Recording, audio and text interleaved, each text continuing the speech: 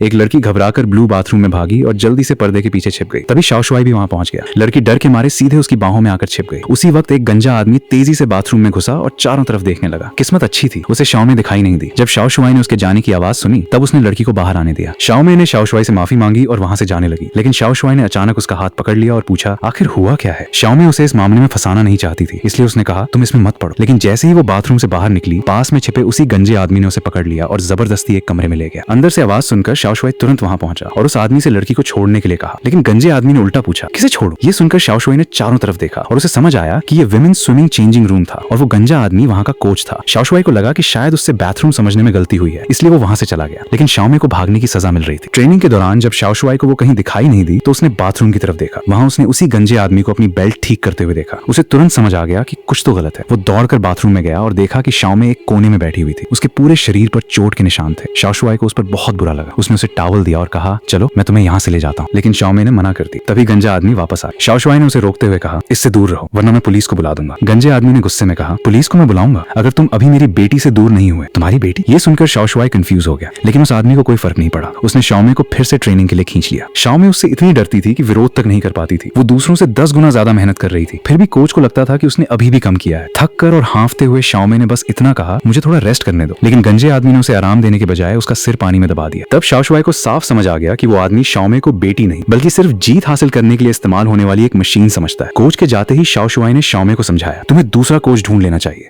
लेकिन शाओमे ने उसकी बात नहीं मानी और उसे वहां से जाने को कहा। इसी दौरान दोनों पानी में गिर गए। पानी के अंदर भी शाओशुआई उसे समझाता रहा मैं तुम्हारे साथ ट्रेनिंग करूंगा, तुम्हें ये सब अकेले नहीं सहना पड़ेगा। शाओमे ने उसकी सीरियस आंखों में देखा और आखिरकार उसकी बात मान ली। अगले दिन उसने हिम्मत जुटाई और गंजे आदमी से कहा अब आप मेरे कोच नहीं है। ये सुनते ही वो आदमी हंसने लगा। उसने कहा तुम्हें सच में लगता है कि तुम जीत सकती हो? तुम्हारे जीतने की कोई चांस नहीं है। तभी शाओशुआई वहां पहुंच गया। उसने शाओमे का साथ देते हुए कहा अभी अकेली नहीं है। इसके बाद वो शाओमे को अपने साथ ले गया। असल में शाओशुआई ने उसके लिए एक प्राइवेट कोच ढूंढ लिया था। दोनों ने नए कोच की गाइडेंस में फिर से ट्रेनिंग शुरू कर दी। कभी कभी सबसे बड़ी ताकत कोई पावर नहीं बल्कि किसी का सच्चा साथ होता है। जब दो लोग एक दूसरे का हाथ थाम लें तो बड़ी से बड़ी मुश्किल भी उनके सामने टिक नहीं पाती।